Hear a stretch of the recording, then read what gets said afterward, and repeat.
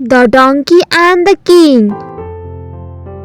It was Passover time. Jerusalem was filled with people.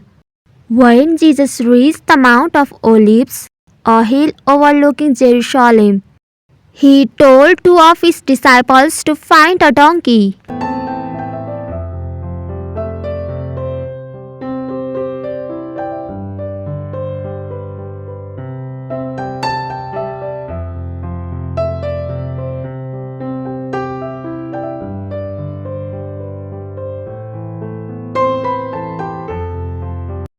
They found the donkey and put their cloaks on it. Jesus rode on the donkey, fulfilling the Bible verse that says, "Here comes your king, Jerusalem, riding on a donkey."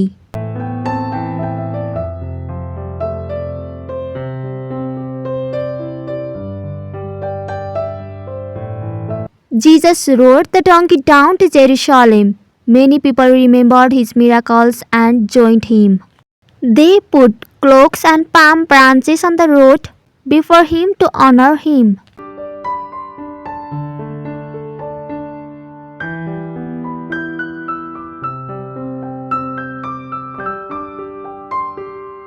They hoped that Jesus was God's promised Savior. So they shouted, "Hosanna! Blessed is he who comes in the name of the Lord. Blessed is the King of Israel."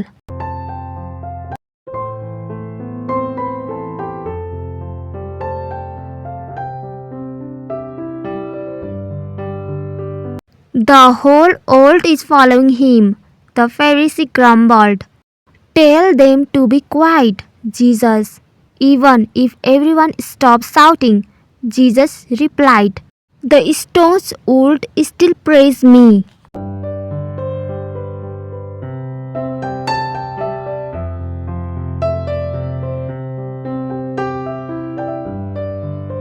Which group of people was not happy to see Jesus coming to Jerusalem?